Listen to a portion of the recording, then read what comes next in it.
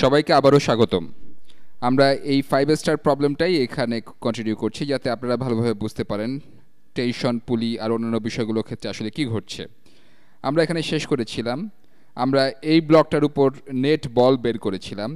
আমরা পেয়েছিলাম এটা হলো তারের টেনশন বিয়োগ ঘর্ষণ বল। আমরা বরাবরের মতোই ঘর্ষণ বল বের করেছিলাম। এটা সমান ব্লকটার ভর গুণ ব্লকটার ত্বরণ। এখান থেকে টেনশনের মান বের করে নেওয়াটাই ভালো হবে। তাহলে ব্লকটার উপর কত টেনশন বল কাজ করছে? টেনশন সমান হবে 10 গুণ ব্লকটার ত্বরণ যোগ 39.2। আমার মনে হয় এই জিনিসটাকে আমার চারকোনা ঘরের মধ্যে রাখা উচিত ছিল, কারণ আগেরটা চেয়ে এটাই আমাদের বেশি কাজে লাগবে। তাহলে আমরা ব্লকের ত্বরণের মাধ্যমে এখানে তারের টান বের করে ফেললাম। এখন আমরা পুলির দিকে যাচ্ছি। এখানে কত নেট বল কাজ করছিল? এখানে 150 নিউটন বল ডান দিকে কাজ করছে, আর এখানে দুইটা টেনশন বল পেছনের দিকে টানছে, কারণ তারের উপরে এবং নিচে দুখানেই টেনশন বল পুলিটাকে পেছনে টানছে। পুলিতে সাধারণত এমনই হয়, আমরা এটা জেনেছিলাম, কারণ তারের টেনশন কনস্ট্যান্ট। আপনি যদি এখানকার কথা চিন্তা করেন, এখানেও তারের উপর টেনশন হলো টি, আর দেয়ালটাও তারটাকে টি বলে টানছে, সে কারণেই এই পয়েন্টটা ফিক্সড আছে। আমাদের এটা নিয়ে বেশি চিন্তা করার দরকার নেই। আবার আমরা প্রবলেমে ফিরে আসি। তাহলে আমরা বলেছিলাম পুলির উপর নেট বল হলো 150 বিয়োগ 2 গুণ টেনশন সমান পুলির ভর 5 কেজি গুণ ত্বরণ। এখানে এটা পি, পুলির ত্বরণ। আর প্রবলেমটা শুরুতেই আমি বলেছিলাম পুলির ত্বরণ হচ্ছে ব্লকের ত্বরণের অর্ধেক। আমি এটা আগেও বলেছি, আবারও বলছি, পুলিটা যদি ডান দিকে 1 ইঞ্চ সরে যায়, পুলিটা ডান দিকে 1 ইঞ্চি সরে গেলে উপরের অংশের তারের দৈর্ঘ্য 1 ইঞ্চি বেড়ে যাবে, কারণ তারটা দেয়ালে ফিক্সড। এখন তারের দৈর্ঘ্য যেহেতু কনস্ট্যান্ট, সেহেতু তারের নিচের অংশের দৈর্ঘ্য 1 ইঞ্চি কমে যাবে। যেহেতু তারের নিচের অংশের দৈর্ঘ্য 1 ইঞ্চি কমে যাচ্ছে আর পুলিটা 1 ইঞ্চি ডান দিকে সরে যাচ্ছে, সেহেতু এই ব্লকটা 2 ইঞ্চি ডান দিকে সরে যাবে।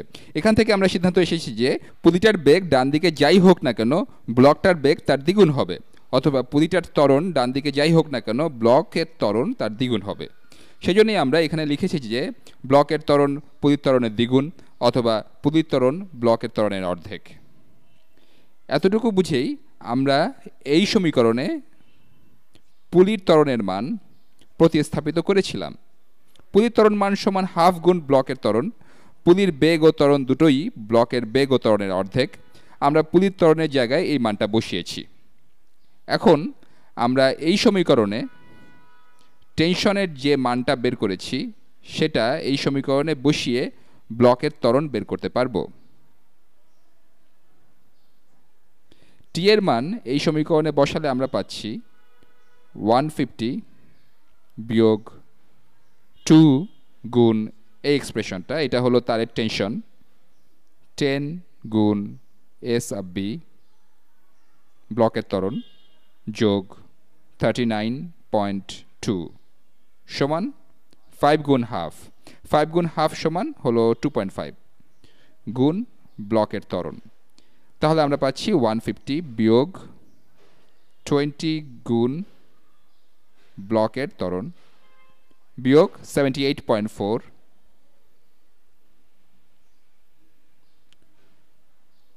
সমান 2.5 গুণ ব্লকের ত্বরণ।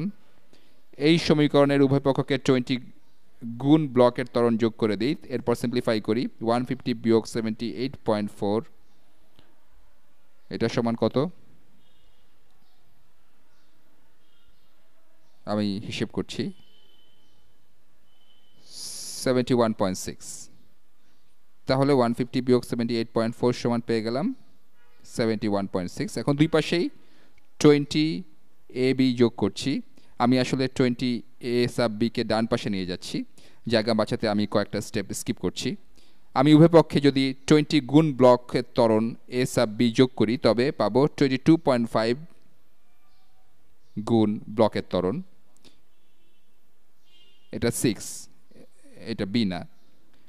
71.6 সমান 22.5 গুণ ব্লকের ত্বরণ। আমাদের প্রায় শেষ হয়ে গেছে।